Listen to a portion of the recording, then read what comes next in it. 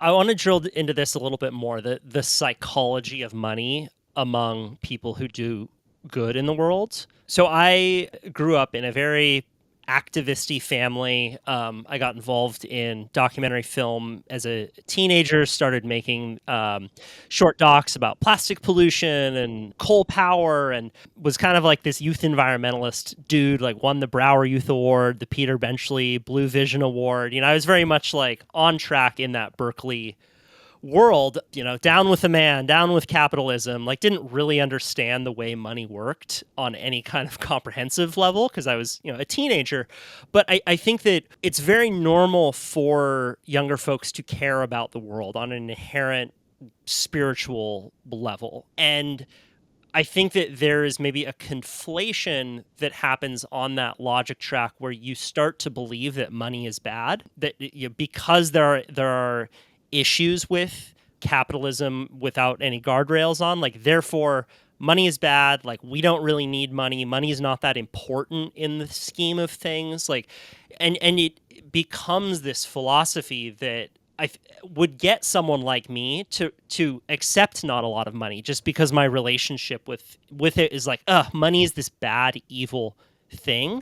Since then, I've really, one of the reasons why I love marketing, why I love being in the for-profit space is that I think businesses are an incredible vehicle to change the world. You're not necessarily just shouting about the bad, but you can, in the best cases, create products that make the bad obsolete. And I love the energy of well-run businesses. Like on a spiritual level, I think that to be able to solve problems, come at something with a group and try and make something better is a really beautiful way to spend your time here on earth. And some of those people are able to get fabulously wealthy because of that. And I think that they deserve to. What would you say to, let's say, a class of 16-year-olds who were very much on board with saving the earth, but sort of believed that money was the root of all evil?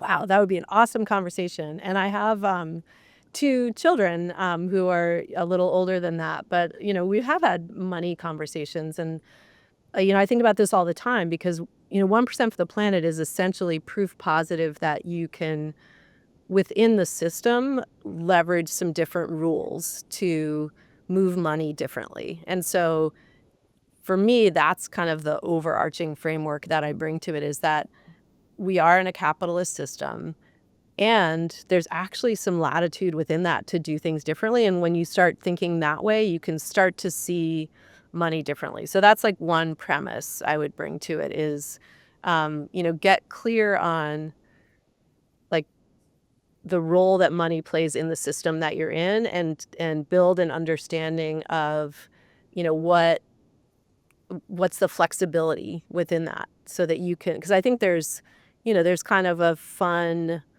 revolutionary feel of playing within the system differently, using the system differently, and gaining what you want from it in the sense of values for planet and people. So to me, that's really important. And again, 1% for the planet is like a model that's based on that. In terms of just like going a little deeper into, just kind of, you know, like a question that would come to mind for me related to what you're saying is, you know, do philanthropists have disproportionate power?